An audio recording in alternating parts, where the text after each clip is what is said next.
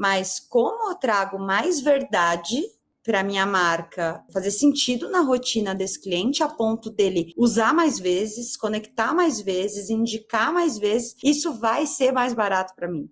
Então, não é simples, não é do dia para a noite, mas é uma construção que com tecnologia, método, ferramenta e ter esse olhar no geral do que a gente quer alcançar como marca é muito poderoso. As grandes marcas passam a comprar marcas menores que começaram com um discurso próximo com as pessoas, porque uma grande marca não consegue errar, não consegue falar gíria, não consegue criar encontros próximos.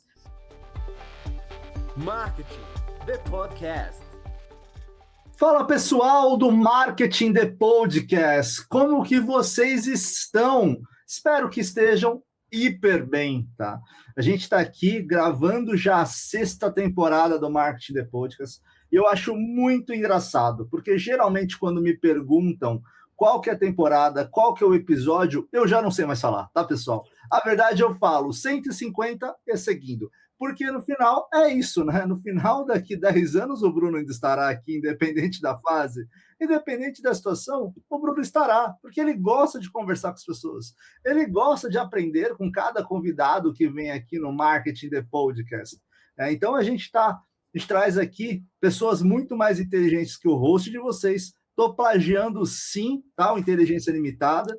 Até um abraço, Vilela, grande Vilela, me tratou hiper bem, a gente bateu um papo ali sobre negócios, sobre podcasts em si, e esperamos você aqui, Vilela, esperamos você aqui, tá?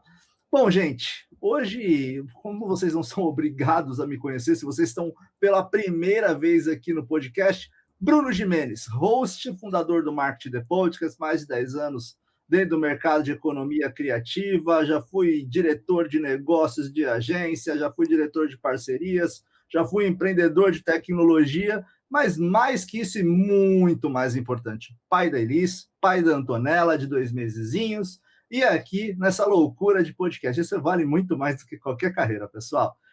Vamos lá. Galera, a gente precisava trazer um tema para vocês, que é um tema que eu mesmo estou aprendendo, tá? Então, eu mesmo estou aprendendo, eu, como eu sempre falo, eu sou aquele estudante chato que senta na primeira cadeira e fica levantando a mão e perguntando para os convidados, gostem ou não, a verdade eu faço isso, porque eu também me coloco no lugar da audiência, e o que eu mais ouço hoje em dia é como ter uma comunidade, qual que é a importância da comunidade. O marketing descobriu comunidades, as comunidades vendem para empresas, as empresas querem entrar.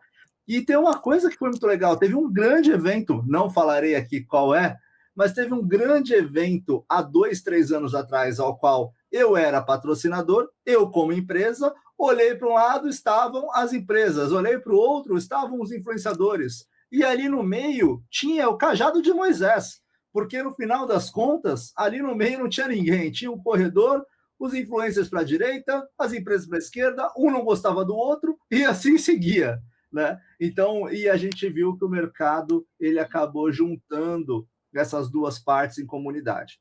Então, como sabe que podcaster fala bastante, eu vou apresentar aqui o nosso episódio de hoje, como caminhar e escalar comunidades.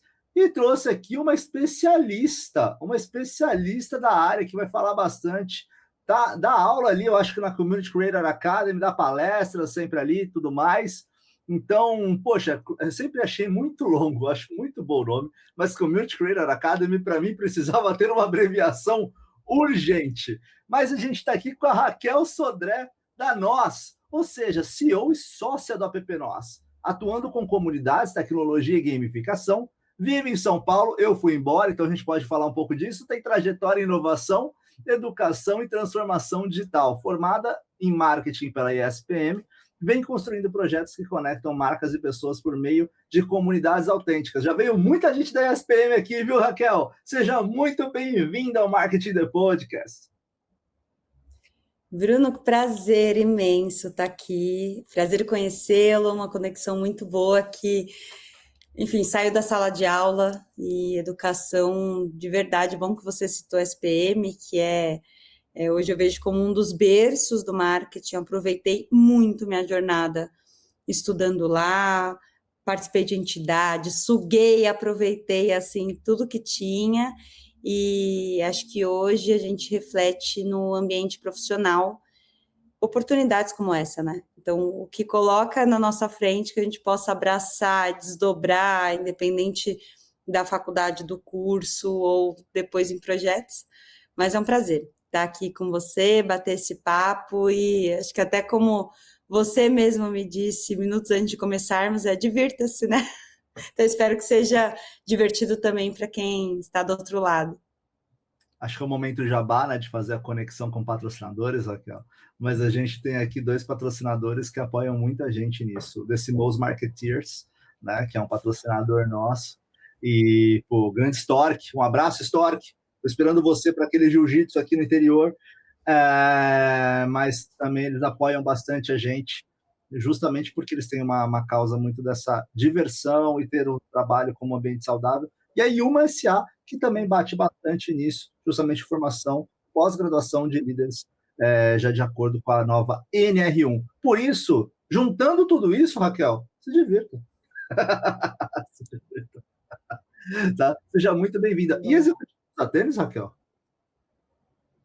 Executivos a tênis, Bruno, porque tem algo muito importante que o tênis vem como símbolo, né? Essa é uma hashtag que tem mais de 15 anos já, e eu uso ela principalmente para me lembrar de passos de coragem que eu tive que dar na minha carreira e que eu quero dar para alcançar meus sonhos, trazer criatividade, trazer autenticidade em tudo que a gente entrega.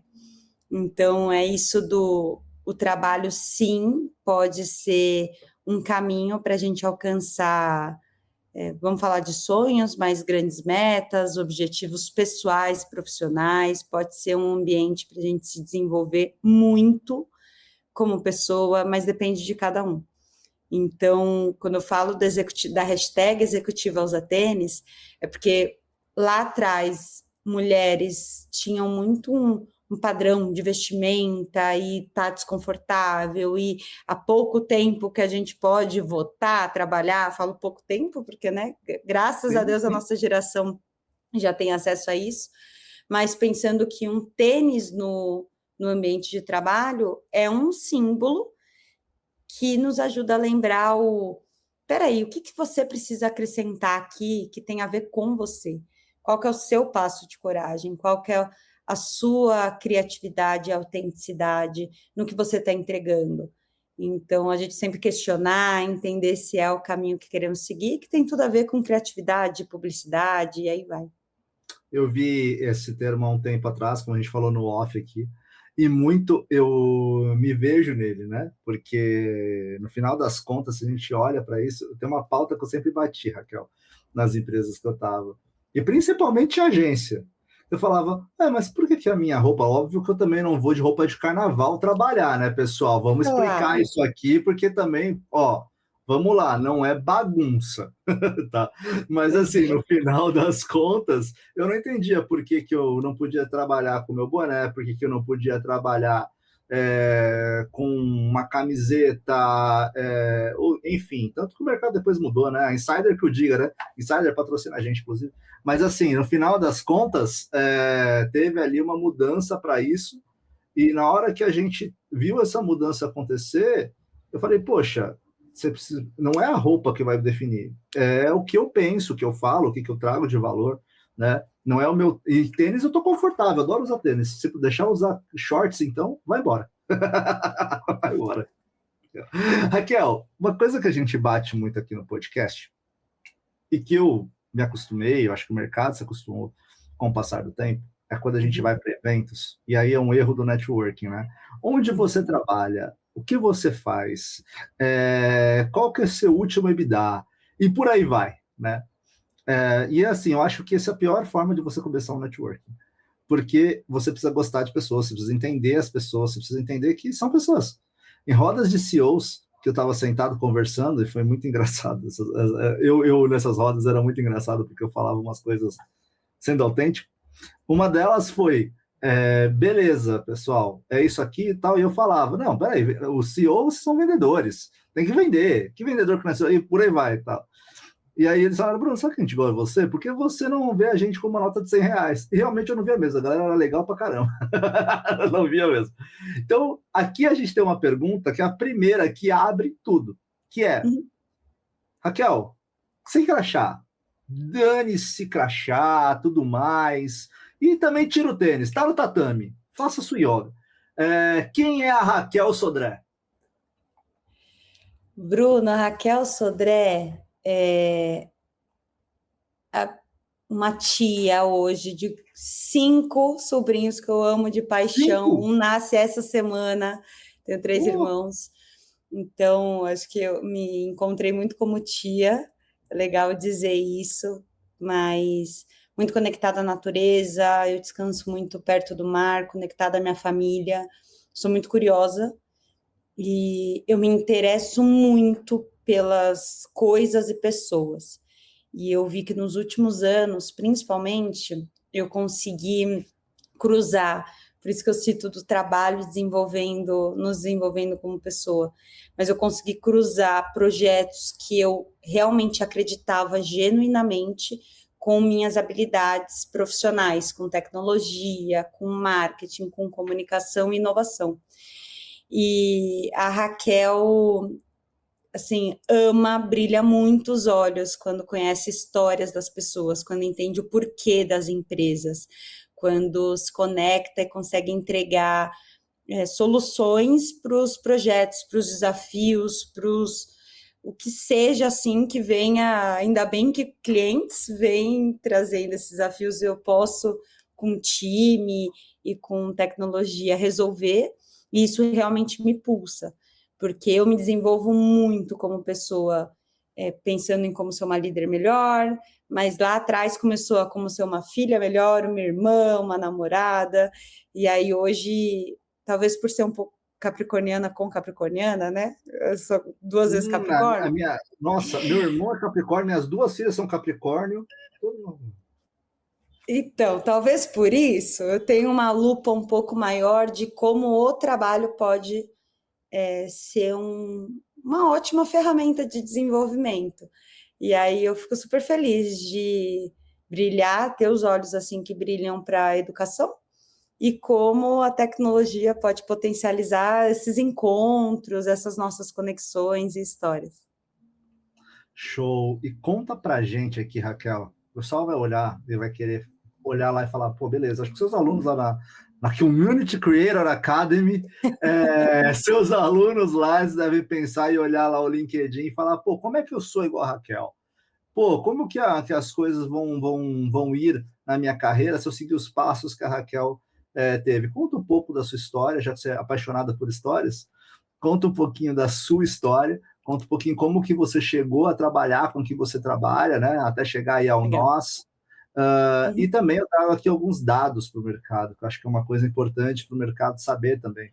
Empresas que adotam estratégias centradas em comunidade apresentam taxas de retenção até 50% maiores comparadas a modelos tradicionais de aquisição. Isso para não falar do ROI de comunidades que eu falo depois e trago esse dado.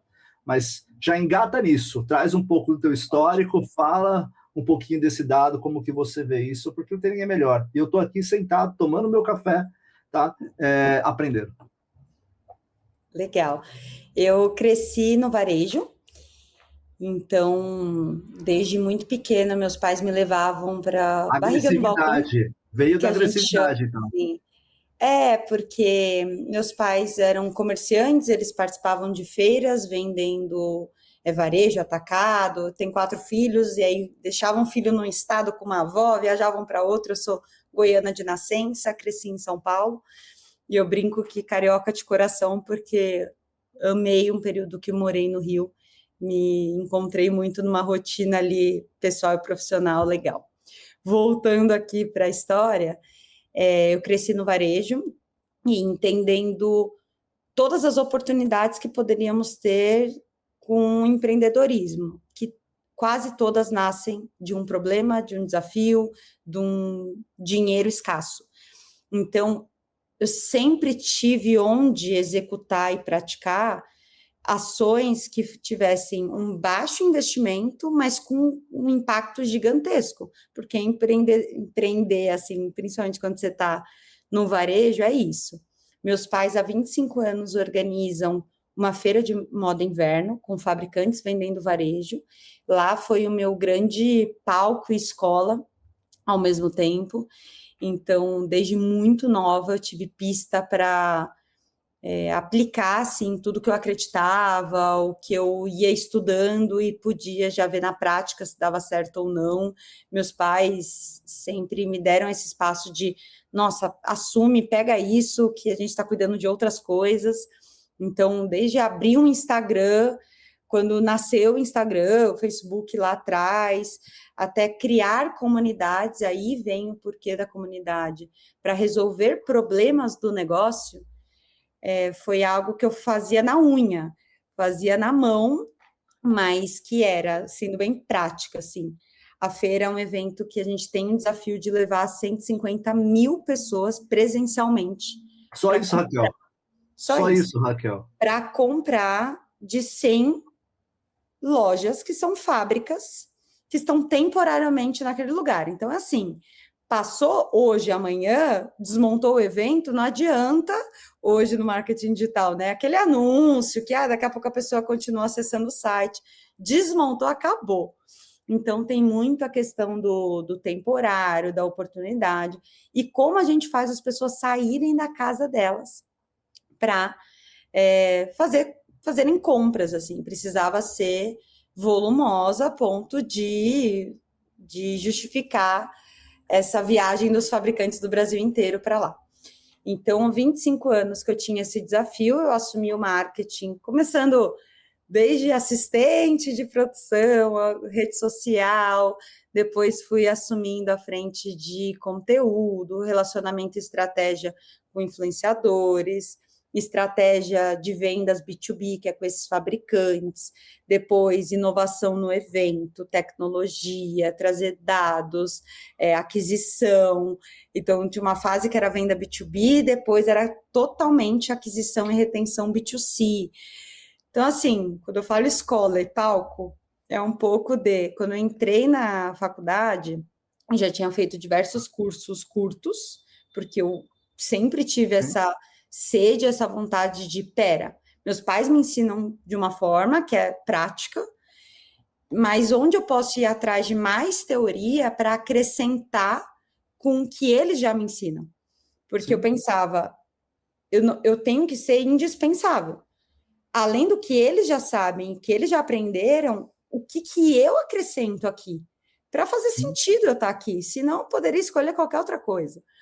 E aí, sempre me provocando, assim, qual que é o próximo passo? Onde eu vou estudar? O que eu vou fazer? E aí eu fiz muitos cursos livres em marketing, rede social, lá no início, e aí depois comecei a estudar moda, mas com um olhar de negócios, com um olhar de inovação, tecnologia, porque eu queria sentar frente a frente com o meu cliente, que é o fabricante, porque a venda da feira é para a fábrica, o patrocínio, né? O espaço, como se fosse, não é patrocínio, é o espaço. Eu queria conversar de igual para igual, trazer um conteúdo de inovação, mexer o ponteiro de vendas dele depois.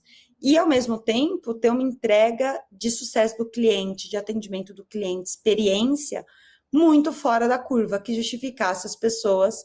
Não, imagina que quando começou e-commerce, marketplace, a feira continua até hoje, assim. Então, é uma guerra bem positiva, assim, quando a gente precisa pensar em evolução de negócio. E a mão na massa, né, Raquel? A mão na massa. Mão na massa. Na faculdade já com baita case na mão, que já te educou bastante ali, você já entendia a prática, como funcionava. Isso, e aí, com a feira, eu comecei a entender novas oportunidades, tive a oportunidade de estudar em San Diego, também sempre empreendedorismo, práticas que eu pudesse trazer. Fui para Milão, estudei Fashion Business, e meu irmão ia para o Vale do Silício numa imersão, isso em 2016. Eu não fazia ideia o que era imersão, entendia muito por cima, Vale do Silício, tecnologia. eu literalmente me infiltrei nessa imersão dele, era só para visitá-lo, no fim eu fiz a imersão completa, tenho amigos até hoje do mercado, fui picada pelo bichinho ali de tecnologia e inovação, e voltei de lá entendendo que era isso que eu queria fazer para minha vida.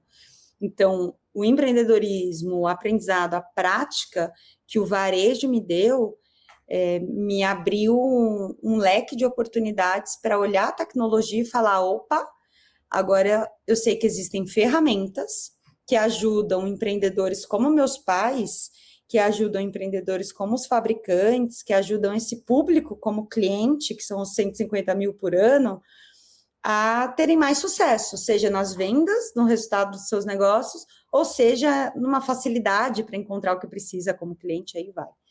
Então, dali eu passei a desdobrar projetos de comunidade dentro da feira, com consultoras de imagem em compras, para aumentar a retenção, a experiência do consumidor final, para ajudar numa escala de divulgação, investindo menos do que só contratando um influenciador, que eu já tinha essa estratégia há muito tempo, com conteúdo.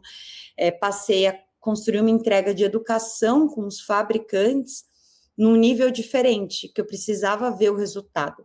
Então, eu passei a entender o que eles precisavam de gestão de marketing, quais eram os indicadores, o que transformava ali a rotina deles 1 ano antes, 6 meses antes e durante o evento, que mudava o resultado do negócio. Então, depois disso, tive a oportunidade de trabalhar na XP Educação por um convite, porque a gente ficou 2 anos sem feira, na pandemia. Sim. E aí, comecei a estudar muito sustentabilidade para levar para os fabricantes. Inclusive, eu pode ter uma série especial de sustentabilidade no Fórum Brasil de Gestão Ambiental. Por quê? A gente precisou olhar para isso. As fábricas precisaram olhar, ainda bem. E aí eu fui estudar blockchain, logística reversa de embalagens, e a gente assumir uma frente com eles que eles precisariam tocar. Montei um projeto de educação sobre sustentabilidade para algumas indústrias, e aí recebi um convite da XP Educação, que eles falaram, cara, a gente quer levar a educação para empresas, escolas, e depois formação profissional e de vendas para os escritórios. Você topa? Imagina, né?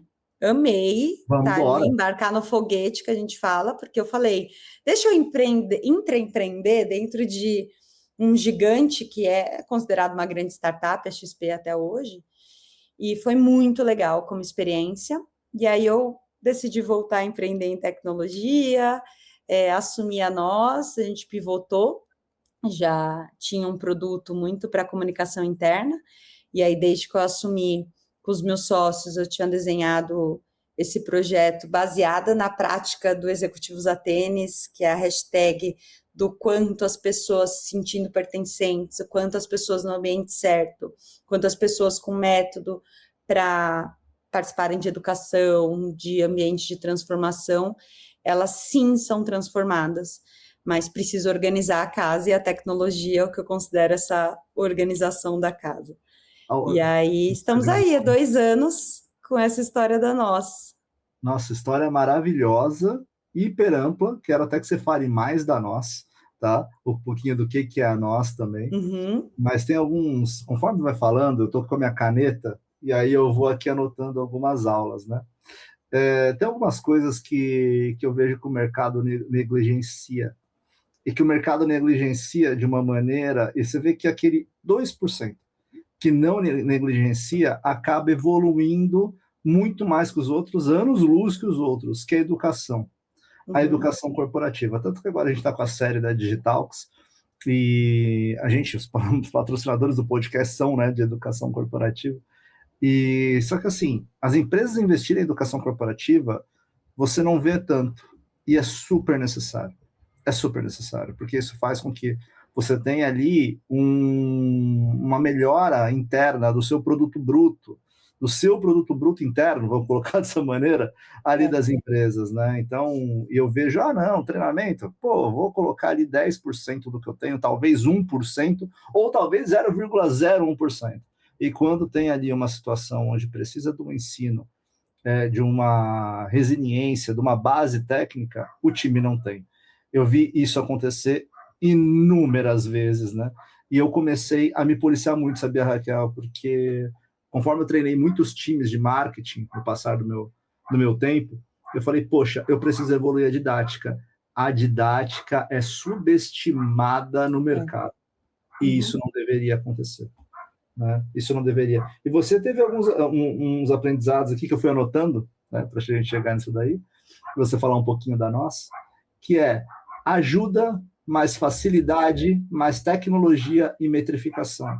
Quando você falou disso que você conectou todo mundo, você estava falando de uma trilha de todo mundo que fazia sentido, uma trilha estudada de evolução para todos esses players. Gente, o mercado é mercado. A Raquel não fez isso porque ela é uma ONG, tá? Ela fez isso justamente porque envolvia o negócio dela e favorecia o negócio dela. Só que o mercado, ele crescer em conjunto, ambos se fomentam. E essa questão de todos se fomentarem, a economia cresce e é bom para todo mundo. Eu acho que a gente está indo para um lado de mercado agregador, tem muito a ver com comunidade. Fala da nossa, senão eu vou falar bastante aqui, Raquel. Por favor. Bruno, total. E para complementar, algo assim, que já é até um primeiro passo para quem quer construir comunidade, tá? Não sei se provavelmente você deve me perguntar isso em algum momento. Com toda certeza. Mas é assim, é o que eu pergunto, qual problema você quer resolver? Porque isso é muito legal de trazer. Comunidade, na minha visão, como nós, como Raquel, como na minha história, a gente constrói para resolver uma lacuna que a empresa tem como desafio. Muitas vezes é um problema de logística, é um problema de experiência do cliente. Aí o treinamento interno pode ser parte da resolução de um problema de talvez um atendimento não tão bom, tá perdendo muita venda, o cliente não está voltando, retenção, entende? Então é legal pensar como comunidade, não só que a gente quer colocar pessoas juntas para debater um tema, isso é parte de as pessoas se sentirem parte, pertencentes, ter visibilidade, ter um conteúdo, e aí vai.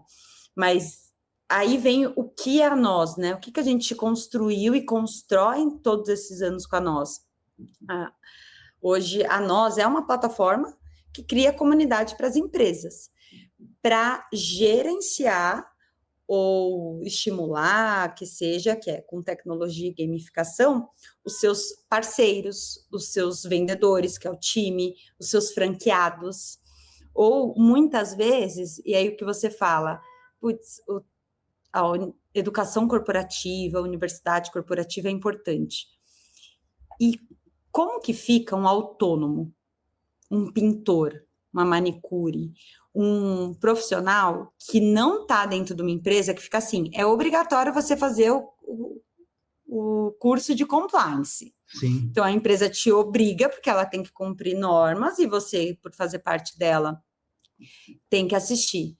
E esse profissional que tem oportunidade de levar dinheiro para várias empresas, como um parceiro, como um representante, como um revendedor, uma franquia, e aí vai. Quem olha para eles? E é aí que a gente entra com tecnologia. Quando as empresas querem construir oportunidade como uma ferramenta de crescimento para elas. E aí a gente primeiro pergunta qual problema vai resolver, traz a comunidade com a tecnologia, a gamificação, um tanto de funcionalidade ali que a gente desenvolveu nesses anos para trazer as pessoas para perto, mas os indicadores, as métricas que até você citou, tem que ser resultado para o negócio. Sim. Então, a gente acabou desenvolvendo, a gente faz um app para cada cliente, mas a gente atua muito mais do que só entregar esse app. A gente faz um acompanhamento recorrente, monta a estratégia com o cliente, vê se faz sentido, porque o cliente consegue investir menos, aí seja nos clientes, o que a gente acredita, tá? A gente tem um grande projeto que é com uma marca de tintas. Então, ele trabalha muito bem, e é o nosso projeto com pintores e seus vendedores. Quanto mais o pintor se capacitar, treinar, entender da tinta, ou os seus vendedores do Brasil todo, mais eu tenho resultado do negócio. Qual que era um problema? O cliente não voltava, porque tem dados que que mostram, aí a gente tem um outro cliente que é o Clube Casa Design, que nos trouxeram esses outros dados. A gente só quer reformar a nossa casa de 7 a 10 anos. Você, gestor de marketing numa marca de tintas, vai esperar 7 a 10 anos para vender de novo para esse seu lead? Eu sou demitido. De jeito nenhum. Eu sou demitido. Onde está a sua recorrência? Então, a gente ajuda muito os clientes a identificarem e criarem mais retenção, recorrência, trazer um ciclo de vida maior com os clientes e atuarem nesse público. Então, tem várias empresas que nos procuram e falam, quero fazer comunidade com meus clientes. Aí eu, jura? O que vai fazer eles acessarem? Eles voltam com recorrência? É interessante, às vezes tem produtos que a gente só compra e ponto. Agora, qual é o universo em volta desse produto? O que une essas pessoas? O que gera discussão? O que tem como ferramenta que a gente pode entregar como benefício? Para o pintor, é uma pistola de tinta, um macacão, é uma camiseta UV para ele se proteger do sol. E aí a gente começa a trazer um universo para aquela comunidade dentro do que a gente chama de aplicativo, tecnologia, gamificada, e aí vai. E é uma coisa bem legal, né? Se eu posso corroborar com essa rica fala sua, inclusive, uma coisa que eu vejo muito de comunidade. E eu ouço direto, e são coisas que eu começo a perceber. Eu participo, acho que, de umas 20 comunidades aqui. Então, no final das contas, essas 20 comunidades, a maioria, óbvio, 98% de marketing, publicidade e tudo mais, obviamente, há oportunidades de negócio, há situações, há conexão ali, tô procurando tal, você conhece alguém? Mas você também faz? Vamos lá, tal, enfim. Mas tem muita coisa ali que fica intrínseca na comunidade que você trouxe aqui dentro dessa sua fala, que é, beleza, a minha comunidade, eu vou dar um outro exemplo, se for do pintor, totalmente assertivo, mas eu vou usar também um mercado que eu sempre olho e que eu falo, olha, aqui a venda nunca acaba, que é a questão de corretores de seguro. Nunca acaba a venda de corretores. Para quem não sabe, pessoal, as corretoras, elas não podem vender diretamente, elas precisam do corretor. Então, os corretores são o principal canal onde elas têm que comunicar. Elas não vão comunicar, a não ser por uma questão de branding, elas não vão comunicar direto para uma conversão com o B2C. Elas vão conversar totalmente no B2B ali com os corretores. Quando a gente fala disso, e aí é uma coisa bem curiosa, é sobre educar esses corretores, é sobre você saber qual que é a demanda. Vamos considerar uma situação da Porto. Gente, lembrando, tá? Porto não me patrocina, e se quiser, estamos aí, tá? O e-mail tá aqui. Mas assim, justamente, eu tenho lá na Porto, eu tenho uma série de frentes de negócio. Dessas frentes de negócio que eu tenho da Porto, tá surgindo uma outra. Olha só, tem uma demanda reprimida. Há uma situação que eu posso trazer, produtizar, eu posso trazer um outro produto em volta de seguro. E assim foi indo o pet, com o mercado de pets crescendo tanto. E assim foi seguro de vida em algum momento. Assim foi a questão de reparo. Eu lembro que eu assinava, Raquel, a Repara, que eu queimava o chuveiro de casa, eu ficava louco da vida que eu não sei trocar chuveiro. E aí eu chamava a Porto que eles me trocavam. Não, hoje eu recebi 2, tá? Assim, do gás e do ar-condicionado. É maravilhoso. Limpeza, manutenção, é isso. Não Quer tenho dor de gerar cabeça. recorrência. Você fala, resolveu o meu problema só porque eu tenho uma parceria recorrente com eles, né? A gente vê mais como parceria do que uma linha de custo da nossa rotina. Mas no final das contas, as comunidades te entregam uma coisa que no marketing a gente fala muito pouco hoje em dia, que deveria falar mais, que é a pesquisa primária, tá? Pesquisa primária e secundária, quali, quanti, ou seja, elas antecipam tendências às comunidades. Então, a empresa de tintas que você citou é muito interessante, porque ali os pintores, eles vão te entregar o que o mercado precisa para a marca, e no final das contas vai conectar com o público final que vai fazer a escolha para a marca. Então as comunidades têm isso, e não só isso, Raquel, tem uma infinidade de situações, mas tem que gerar valor. E gerar valor é a pergunta, Raquel. Agora, a gente sabe que escalar comunidade é difícil. Sim. É difícil. E por favor, vão lá no nosso que eles conseguem resolver lá para vocês, tá? Mas assim, a gente sabe que é difícil, sabe que ele tem vários tipos de comunidade. E eu sinto muito que, dependendo do nível da comunidade acaba dificultando até um pouco mais, né? Em relação às coisas. Tem comunidades de network, tem comunidades de conversão de negócios, tem comunidades de educação, enfim. Se você pudesse falar as principais dificuldades e principais soluções para comunidades, o que você elencaria, o que você falaria sobre? Como dificuldade, Bruna, é muito comum que a gente vê diferentes empresas ou pessoas que estão olhando como construir, começar ou até escalar, que é quando a comunidade é um monólogo, né? Então, das pessoas não participarem, não se verem, enxergarem co-criando, não sentirem que estão evoluindo por participarem dela. Então, é lindo quando a gente vê uma comunidade crescendo de forma orgânica. Normalmente, ela nasce de uma dor, ela nasce de um nicho, ela nasce de um fundador ou uma figura que representa muito quem as pessoas querem ser, ou um ponto de identificação muito forte. Para o B2B, precisa ter método, mais do que o B2C. E o B2C, quando ganha uma escala, também precisa de método, tecnologia, da mesma forma, porque não dá conta.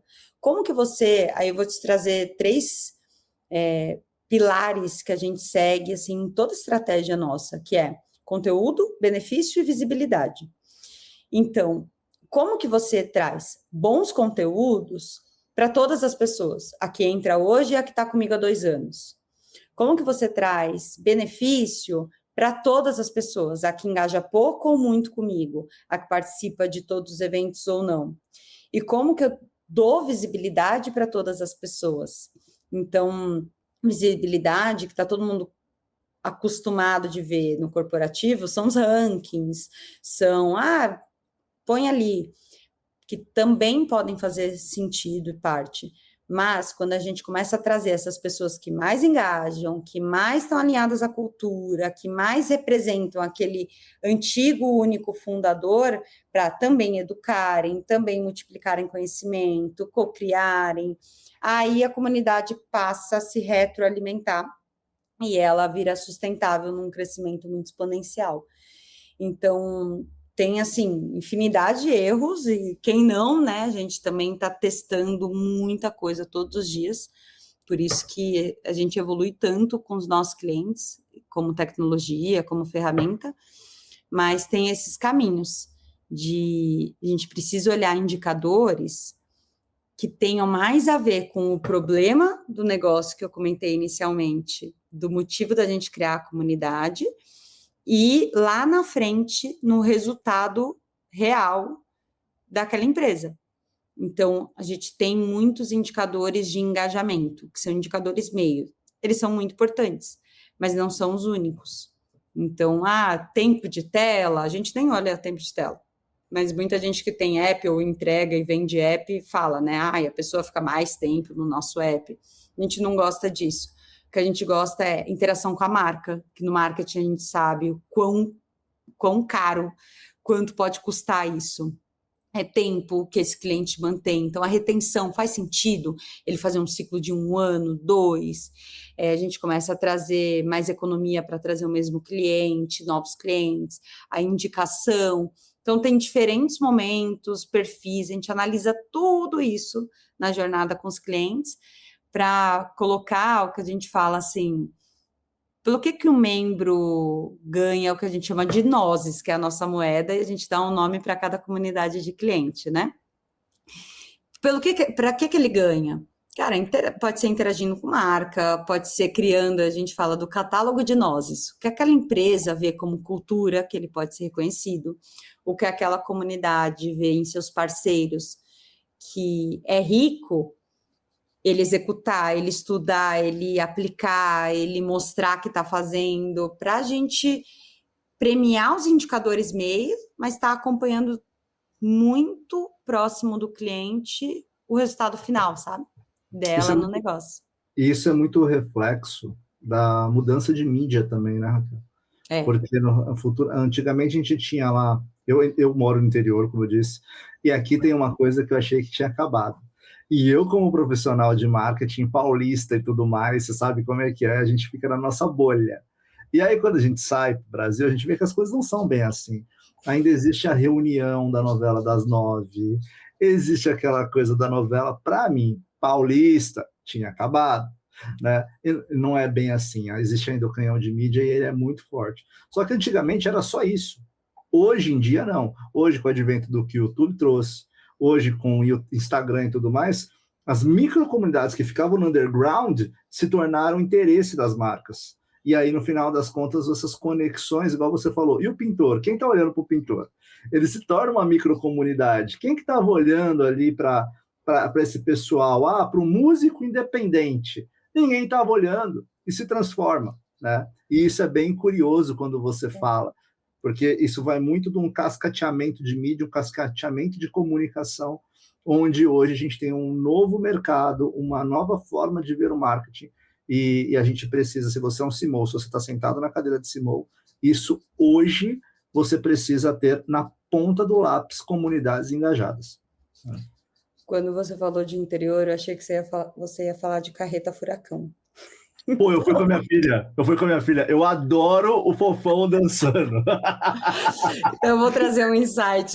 Minha cabeça foi longe pro carreta furacão para conectar com o que você acabou de falar. Só que uma piadinha. Eu nunca entendi por que os membros da Carreta Furacão não estão nas Olimpíadas. Porque o que eles fazem é um absurdo. Ginástica olímpica leva a Carreta Furacão. O ponto aqui, Bruno, talvez muita gente, não sei, pode ser que alguém escutando aqui não conheça a Carreta Furacão. E aí está o pulo do gato do que você falou, o canhão das grandes mídias, e por que essas marcas hoje buscam aí o que você está falando, né, de nicho ou conversas ali menores, como se fosse.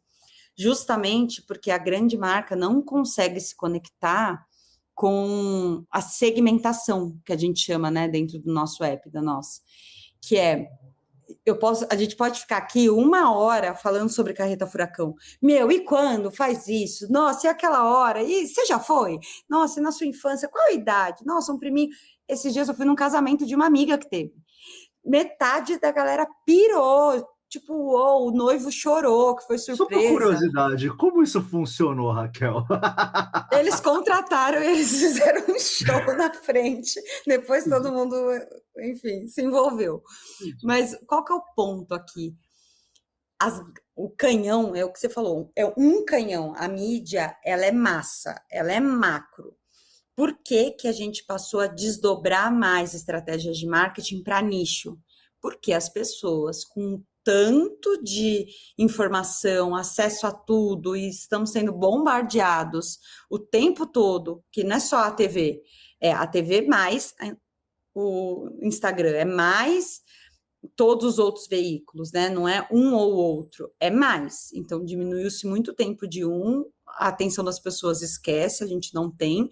Então, a gente tem que ser muito assertivo, tem que chegar tal. Mas quando eu trago uma conversa que traz uma conexão emocional com a infância da pessoa, que nem o noivo que chorou, que nem a gente falando aqui horas, talvez, o que é o Carreta Furacão? São bonecos que ficam pulando com músicas engraçadas, famílias ali, que para na pracinha daquele interior tal. Para muita gente, conecta com algo que a pessoa se emociona, chora, fala, nossa, você é dos meus, cara, você também é do interior, você cresceu lá e tá na cidade grande, né? Então gera sonho em comum, crença em comum, desafio em comum, medos, desejos. E aí, como marca, a gente precisa sair do transacional, que é como que eu faço só para vender, e estimular mais o como eu me conecto, como você falou no início, não sendo ONG, mas como eu trago mais verdade para minha marca fazer sentido na rotina desse cliente, a ponto dele usar mais vezes, conectar mais vezes, indicar mais vezes, isso vai ser mais barato para mim.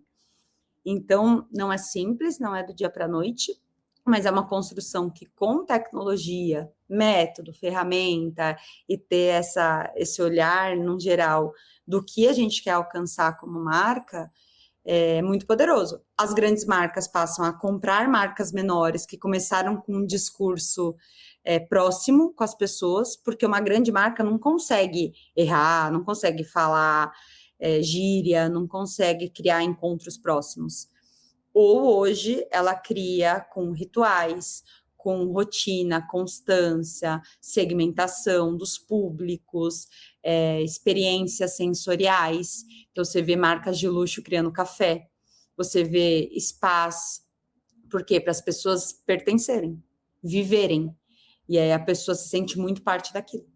A gente pode usar vários exemplos aqui. Ó. Essa conversa está indo para um lado de 10 horas, que eu tenho tanta coisa para falar com você, Raquel, aqui. E a gente vai ter que marcar outros papos para isso. Adoro! Você falou quantos programas são? Me chama todos. São 12, e se eu parar aqui para pensar, eu crio mais 2. Adorei. Mas assim, você falou dessa questão de entrada em comunidade, emoção. Não é o Bruno que fala, são os livros. Vocês podem procurar, né, ali alguns livros. A Bíblia de Vendas é um que eu sempre indico para quem quer vender. E, gente, não tenham medo de vender. Vender é importante, gera emprego, faz negócios girarem e tudo mais. Vocês precisam entender que o vendedor é necessário. Tanto que tem um gap no mercado enorme de vendedores hoje em dia, né? Enfim, mas aí é um papo para outro programa que a gente tem, que é o Business Insights, que o Daniel Rosa vai trazer aí para a gente, aí vai ser o apresentador. Aí eu já bato nesse ponto. Mas, quando a gente fala disso, emoção vende. A emoção vende, né, Raquel? E você está falando de alguns pontos ali de comunidade que são muito importantes. Quando a gente fala aí da nostalgia, marketing de nostalgia, quando a gente vai falar de conexão do interior, olha só, eu lembro disso, gente. E aí tem uma fala, até eu falei isso no começo, eu preciso estar muito no meio disso, que é o quê? Eu falei, olha, não é ONG, mas também, pessoal, é o meio termo, porque hoje a gente está numa sociedade muito 880. Não é ONG, é o capitalismo extremo, tal, não sei o quê, mas é a venda por qualquer... Não é isso.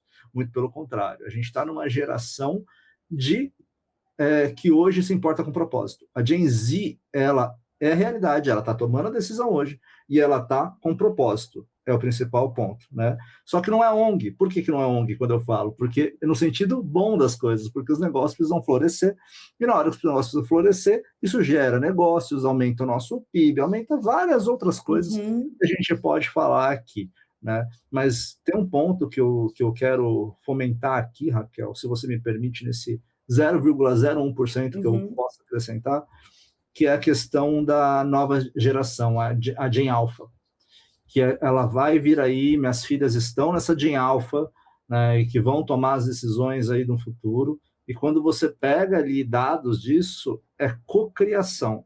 É isso que a nova geração, a Gen Alpha, vai estar. Então, se a Gen Z se preocupa com propósito, a Gen Alpha está se preocupando com cocriação. E nada melhor do que cocriar. As marcas precisam entender que a cocriação é realidade, e são as comunidades que vão te entregar essa cocriação, né? Então, é basicamente isso, a gente precisa pensar também. Quero também trazer alguns dados aqui, tá? Então, só para aqui falar um pouquinho, e por favor, lembrando, procurem lá nós, tá? Para montar as comunidades de vocês, que é uma coisa super importante aqui, e apoiem ali a Raquel, o negócio dela ali, que é super importante também a gente apoiar quem participa aqui do podcast. Tá? Então, aqui, quando a gente fala ROI de comunidades, segundo estudos recentes, comunidades bem gerenciadas podem reduzir custos de suporte ao cliente em até 30% e acelerar ciclos de vendas em 25%. Ciclo de vendas, pessoal, é uma coisa que todo diretor de vendas fica maluco. Eu já estive nessa cadeira, e o ciclo de vendas é uma coisa que você tem que estudar, reestudar e ter na ponta da língua para qualquer conversa no board. Sim. Outra coisa, engajamento em comunidades. Membros ativos de comunidades de marca tendem a gastar 3 vezes mais que clientes convencionais. E tem um LTV, um Lifetime Value, né? Ou seja, ali um crescimento, né, dentro desse valor de compras e tudo mais, significativamente superior. Ou seja, a gente tem aí uma validação em dados disso tudo que a Raquel está falando aqui, tá? Raquel, comunidades que você vê hoje. Você fala, pô, essas comunidades aqui estão dando certo. Cita pra gente aí 2, 3 comunidades, você fala, pô, estão fazendo um trabalho certinho, um trabalho legal, eu gosto. Claro que eu vou puxar jabá, porque eu sei os bastidores e sei o resultado disso. Então, a Souvenir com seus pintores. Tá. Hoje é muito expressivo ver o impacto na vida desses pintores e como a empresa, eu vou te falar um resultado que a gente alcançou, que não era objetivo lá atrás e refletiu em outras áreas, tá? Que a gente construiu a comunidade da Souvenir inicialmente só para o relacionamento com os pintores. E a gente até mudou a diretoria lá dentro, de tanto que trouxe resultado para canais digitais, recorrência nas vendas. E aí, pelo terceiro ano, e estamos indo para o quarto do projeto, então, pelo terceiro ano, a Souvenir foi vista como a marca queridinha dos pintores, porque os pintores identificaram que uma marca lidera o movimento de transformação que a gente falou, da educação, de direcionamento, é um grande parceiro para eles. Então, isso virou, assim, muito orgulho para nós, olhando marcas brasileiras, que a gente precisa reconhecer, né? Eu posso ficar aqui falando, a Alo, de lifestyle wellness de fora do Brasil, a própria Nike sempre criou, mas vamos falar de referências daqui, que é muito legal mesmo. A própria, aí uma outra empresa, que aí com seus colaboradores, ou até um outro exemplo de franquia, a Prio, está conosco há muitos anos. A Prio passou a comunicar de forma segmentada a turma que estava embarcada e também nos escritórios.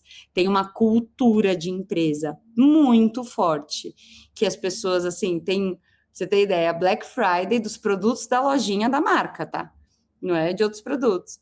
E aí as pessoas querem muito, participam de ações com a família, participam tudo porque elas são reconhecidas, são bonificadas, gamificadas por isso, é muito legal. E empresas como a Xerimbão, que é uma empresa, é uma franquia com 1.000 cafés por todo o Brasil e tinha um grande problema operacional, que era o treinamento, capacitação das franquias. E a gente vem resolver um problema operacional dessas franquias e traz uma comunidade para todas as pessoas que trabalham na Xerimbão. E a gente também tem muito orgulho porque é o diretor de operação, né, o sócio de operação que nos procurou. Eles hoje ensinam outras franquias a expandir e eles não têm uma aula, uma imersão deles, que ele ou não me liga, ou eles vira e mexe a gente vai, e eles falam ali, ó, levanta a menina ali, ele brinca. Cara, a gente precisa ter comunicação, alinhamento, treinamento, reconhecimento e tudo mais, senão o negócio não cresce. Então, eles que têm 1.000 franquias podem nos ensinar muito com os nossos negócios, né, Bruno? E isso é muito legal que você falou, porque isso valida aquilo que eu falei ali atrás no meio do programa. Que a gente olhar, comunidades, elas entregam muito mais do que só conversas ou network. Elas entregam também um problema, para quem não sabe, pessoal, franquia. Eu atendi N franqueadoras, N franquias nesses anos todos de comunicação. Se tem um problema que tem com franqueadoras, é capacitar todas as suas franquias.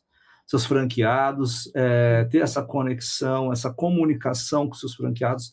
Existe uma dificuldade, que é uma dificuldade enorme, e justamente as comunidades conseguem ajudar nisso, né? Como você está falando, né, Raquel? Exatamente. E aí, de novo, entender o porquê da comunidade. Então, você pode ter uma audiência e tá super bem usando isso como um canal, e aí você vai procurar se você é um autônomo, um infoprodutor, ou, enfim, procura sua fonte de renda que gira em torno desse canal. Se você tem uma empresa, entenda o que você quer resolver.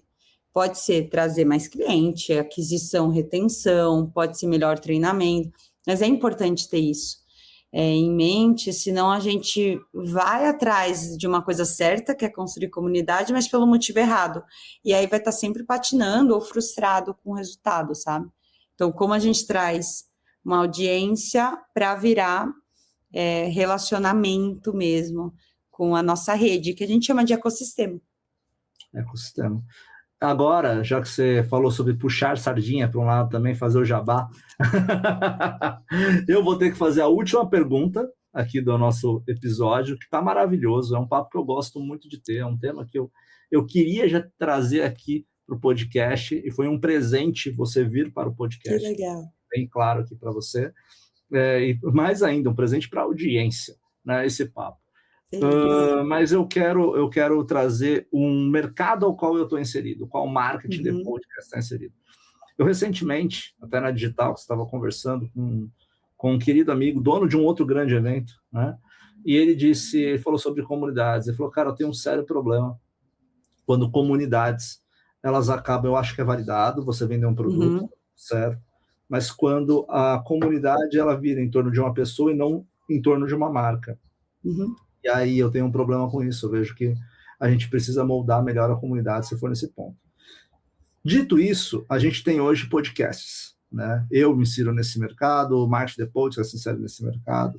Os podcasts estão crescendo bastante, queira sim, queira não, por mais que eu trouxe essa citação, o dono do podcast acaba sendo a voz e a marca do podcast acaba se misturando, aquela coisa que eu sempre defendi, inclusive para empresas, né? Que as empresas, eu vejo isso, eu percebo muito isso em estratégia de marketing, fugindo disso, que empresas que têm o seu CEO ou um porta-voz muito reconhecido, acaba humanizando mais e tendo uma maior conversão e uma curva de fechamento menor também, por uma humanização, por esses outros pontos, mas esse mercado de podcast cresceu, e ele já é consolidado, e ele só que vai crescer cada vez mais, e o que era B2C, hoje o mercado B2B está se tornando uma comunidade B2B de influência. E a régua aqui ela acaba ficando um pouquinho mais alta. Como você vê esse mercado? Como que você entende esse mercado como comunidade e, consequentemente, os podcasters como líderes dessas comunidades? E até trago um dado que é interessante, que o Brasil possui mais de 50 milhões de ouvintes de podcast. E criadores com audiências engajadas, mesmo que pequenas, apresentam taxas de conversão até 7 vezes maiores que influenciadores tradicionais. Bruno, assim, é muito promissor, né? Podcast é um formato que funciona muito bem no Brasil. Eu confesso que eu gostaria muito de trabalhar mais com ele, mas não priorizei. A gente até tem, né, programa, já fiz algumas vezes, mas como, por exemplo, vocês fazem, que é tratar isso como rotina, recorrência, e é muito promissor porque aumenta o diálogo, aumenta a troca, a conexão. E aí, o que pode ser como uma oportunidade para quem enxerga isso como um caminho para sua empresa ou para o seu negócio, ou até para o próprio posicionamento pessoal / profissional, porque eu acho que somos uma única pessoa, como a gente traz a cultura da atenção, o momento que a gente está da atenção, para virar retenção. Então, onde está a sua linha de receita, né? Onde está o seu ganha-pão? Onde você ganha dinheiro no podcast? É muito legal quando vem de patrocínios para que você não deixe de entregar, assim, vamos deixar claro, quando vem de patrocínios de empresas que não interfira tanto no conteúdo, porque aí você não deixa de entregar algo de qualidade. Por que a gente se incomoda tanto de ver influenciadores só fazendo jabá? Porque você para de acreditar que aquilo é verdadeiro, você não vê mais a opinião da pessoa, ela fica com medo, de novo, do nicho. O nicho não tem medo de falar, porque ele se sente em casa, ele fala, aqui eu posso falar mal, bem, aqui eu falo o que eu realmente uso, que eu estou testando, e aí um podcaster, né, um porta-voz ali, se ele entende, e acho que você faz isso muito bem, traz a dinâmica de quais próximos conteúdos vocês querem ver, tem as diferentes segmentações de conteúdo, que já é super difícil de fazer, mas você segmenta melhor as conversas, entender como faz isso ser promissor a longo prazo, para trazer a recorrência não só da audiência, Então, eu tenho patrocinadores, mas além disso, aí vem aquelas escalas de produto, né? Assinantes têm acesso a... Tem um podcast que eu adoro, com historinhas cômicas, assim, de verdade, que a própria audiência quem manda a história, a pessoa faz uma boa curadoria e conta. E aí depois ela abre para as pessoas comentarem sobre as histórias e você pode pagar por histórias exclusivas. Aí você fala, gente, então ela pegou esse canal e construiu, porque ela é uma empresa disso. Isso é muito legal, até para a gente fechar, assim, um pouco. Pode ser que eu abra aqui uma pulguinha, que eu abro uma caixa de Pandora, mas é interessante, principalmente foi um incômodo meu durante o curso na Community Creators Academy, e aí eu fui convidada para dar essa aula, e aí quando eu acabei, o fundador lá, o pessoal me chamou e fez, nossa, a gente entendeu o seu incômodo agora. Que é assim, gente, uma empresa de podcast, aí eu vou falar aqui para a nossa audiência e respondendo para você. À vontade. Uma empresa de podcast como o Bruno, ele vai ganhar o ganha-pão dele pela assinatura, pelo patrocínio, e aí vai. Quando uma empresa de outro setor vai abrir um podcast, claro que o patrocínio, a assinatura pode ser uma linha de receita, mas não é a principal. Lembrando da marca de tinta. Se a marca de tinta cria um podcast, eles não vão ficar se desdobrando os diretores, brigando os fundadores, porque não está vindo patrocínio. No fim, eles precisam vender a tinta. E é a mesma lógica quando a gente pensa numa comunidade. Que quando você comentou, né, Bruno? Nossa, comunidade não é só criar, fazer networking ou estar ali nos lugares.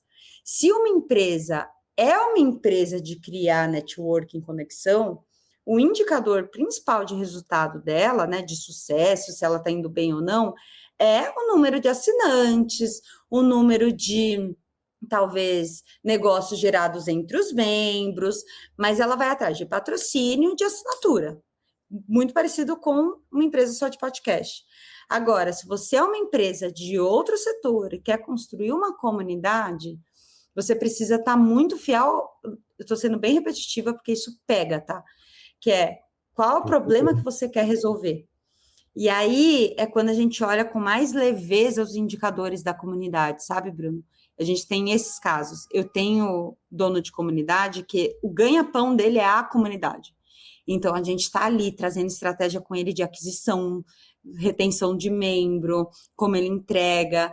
Então, é diferente da reunião que eu tenho com, assim, com a marca de tinta, tem marca de suplemento com a gente, tem tanto de outras marcas, que aí é o produto final, é a indicação. Então, são estratégias diferentes, e aí, para tudo, contem com a gente, contem comigo, eu vou amar estender essa conversa, porque realmente é legal explicar isso para as pessoas, que a gente que está na prática vê que é uma grande confusão, que muita gente nos procura, parece sutil, assim, essa confusão, mas no fim, ou, como que a gente fala, guarda energia ou faz a gente dedicar tempo e trabalho no lugar certo, sabe? Exato, eu gostaria de acrescentar, mas eu não vou, tá? Porque eu acho que tem muito aí que você falou, você sintetizou bastante da parte de podcast, e de uma maneira muito assertiva, né? Bom, fico feliz. Imagina, eu acho que eu vi muito do mercado, muita falácia no mercado, né? E muita falácia, muita gente falando coisas que não cabiam.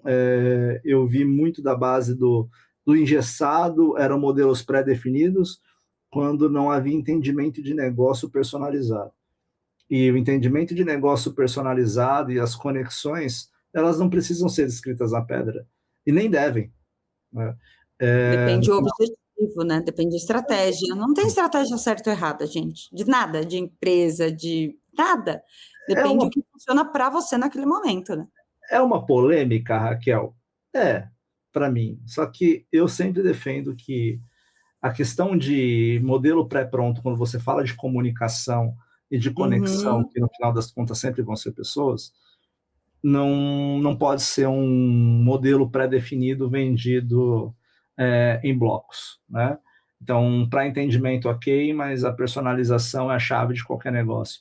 E o podcast ele permite muito isso, essa personalização da comunicação, e tem muito de uma amplitude nisso. Enfim, mas aí eu vou ficar com a tua explicação, que é muito melhor que a minha. E é legal que você tem esse desafio como negócio, e com certeza todo mundo que hoje está numa gestão de uma marca, ou tem a própria marca, ou faz parte de um time que cuida ou discute, quando pensa em podcast, é legal que converse com pessoas como você, que já tem anos aí de jornada, testa, aplica. Então, eu vou adorar continuar esse papo também do lado de cá, pensando, Bruno, o que você sugere para a marca daqui, dali? Mas é interessante isso, é um mercado que, de novo, admiro tanto quem tem essa constância, quem tem essa personalização que você citou, porque não é fácil. E é o que diferencia, né? Quem continua, quem cresce depois com os projetos que parece que é fácil. É muito do marketing digital, né, Rafael? É muito o marketing digital. Eu falo que ele trouxe os benefícios que o digital hoje ele é democratizado, hoje qualquer empresa consegue crescer através do investimento e tudo mais nos ads da vida, mas ele é só ali ele não é um modelo pré-definido. E o pessoal acabou esquecendo de ver o macro, a comunicação como um todo o 360, toda a personalização do negócio, entendimento de negócio. Papo para outro momento, né? Mas vai ser um prazer te receber em outros formatos de programa. Eu gravei os vídeos, então estou me segurando muito para falar sobre os próximos programas do Marketing The Podcast aqui. O Marketing The Podcast hoje ele tem 4 programas e 3 séries especiais. Então ele tem aqui o Marketing The Podcast, que é o principal. Tem o Decifrando a Matrix, que sou eu lendo livros, estudando em 5 minutinhos ali só de áudio, eu fazendo uma reflexão.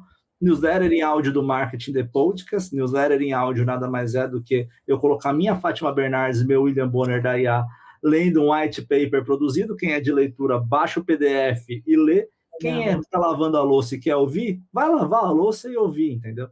E aí, no final, também tem o Noticiou, que aí eu cubro eventos, eu levo o podcast, como na Digitalks. Eu levo o podcast, a estrutura do podcast, faço as conversas ali e vou entrevistando executivos quando é o caso. Séries especiais. Era esse um ponto que eu ia falar, que é um adendo que eu esqueci, que eu queria muito citar. Porque a gente tem uma série especial de games, a gente tem uma série especial de esportes e a gente tem uma série especial de sustentabilidade. Inclusive, a cada 2 anos, o podcast está presencial no Fórum Brasil de Gestão Ambiental. E a gente teve em 2025, foi bem bacana, repercutiu muito junto da Yuma SA, que é o nosso patrocinador aqui também. E a gente teve papos riquíssimos com a ONU, teve muita coisa bacana para a gente bater um papo ali. Mas quando a gente fala em games, e aí para a gente finalizar um pouquinho aqui, que você falou em algum momento sobre entrada em conversas. Não é o patrocínio tipo chutado, é uma marca que não seja endêmica, ou seja, uma marca que não está naquela linha de conversa natural, né, com aquela comunidade. Eu ouvi de um grande amigo recentemente que trabalha com essa consultoria, muitas marcas não entendem que precisam participar das comunidades para poder depois estar na conversa de games, ou seja, patrocina, entra, conversa, gera um produto, vamos lá, quer entrar nesse mercado, colocar um produto? Tem um caminho, e as comunidades são o meio disso. Eu, como nerd, acho que o meu fundo aqui não nega muito disso, mas foi um insight que eu tive ali que realmente corroborou com muitas conversas que eu tive sobre a entrada. Raquel, muito obrigado por você ter vindo no podcast. Vai gerar corte pra caramba, tá? Já saiba disso. Que bom! A gente vai para cima disso. Depois no off eu vou falar de um outro programa aqui, desses outros programas que entrarão no Marketing The Podcast em 2026, serão do guarda-chuva, né, do Marketing The Podcast. Está super convidada para voltar quando quiser. Aconselho a todo mundo conhecer a nossa comunidades ali, o app Nós, e procurar você, manda LinkedIn, manda tudo. Onde te acham, Raquel? Olha, Instagram acaba sendo muito a ferramenta do meu dia a dia, rotina, @Raquel Sodré, LinkedIn também Raquel Sodré, confesso que eu tenho olhado menos lá, mas preciso organizar. as redes sociais da Nós, que é @app de app Nós, N-O-Z. E vai ser um prazer trocar, conte comigo. Eu acho que trazendo verdades nuas e cruas, assim, venho, imagina, sem maquiagem, depois de um dia resolvendo um tanto de pepino, tem mais 2 reuniões hoje, e é tão bom, assim, me nutre tanto conversas, ou poder contribuir, trazer uma pitadinha, né, de tudo que a gente aprende no dia a dia, e que a gente possa ajudar, multiplicar em outras empresas, outros gestores. Então vai ser um prazer, Bruno. Presencial, que eu adoro tomar café, conversar, a gente fazer isso daqui no presencial também, mas foi ótimo ter aí esse encerramento de semana junto com vocês. Agradecimento a todo nosso, da audiência. Pessoal, é isso, nessa energia maravilhosa aqui que a gente teve com a Raquel. Temos mais esse episódio da 6ª temporada, esse episódio provavelmente em abril, que vocês já estão ouvindo esse episódio aqui. A gente está gravando no penúltimo dia de fevereiro, né, Raquel? Nosso episódio.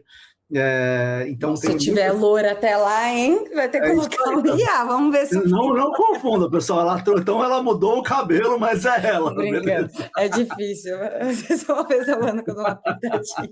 Mas, né, um tempo desse, vocês me ajudam... Usando uma trend, uma fofoca do momento da internet, ela é uma agente da ABIN, brincadeira, tá, pessoal? Mas no final das contas, gente, eu quero agradecer que a gente está na 6ª temporada, já passei aqui de 150 episódios, vou passar de 200, vou passar de 300, agradecer aos patrocinadores, a maior comunidade, a gente está falando de comunidade, né? A maior comunidade de marketing do país, desse Most Marketeers, que é o nosso patrocinador, e o MSA, que sempre está aqui com a gente, sempre está...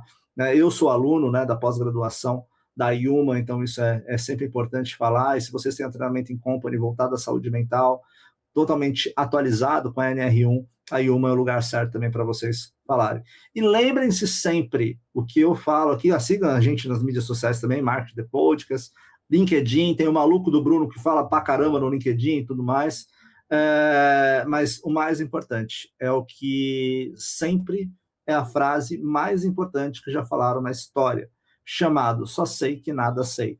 Então, espero que a gente possa ter contribuído 1% para o conhecimento de vocês, mas eu sempre chuto a matemática, foi mais de 3.000%, tá bom? Então é isso, um grande abraço e até breve! Até mais! Marketing, the podcast.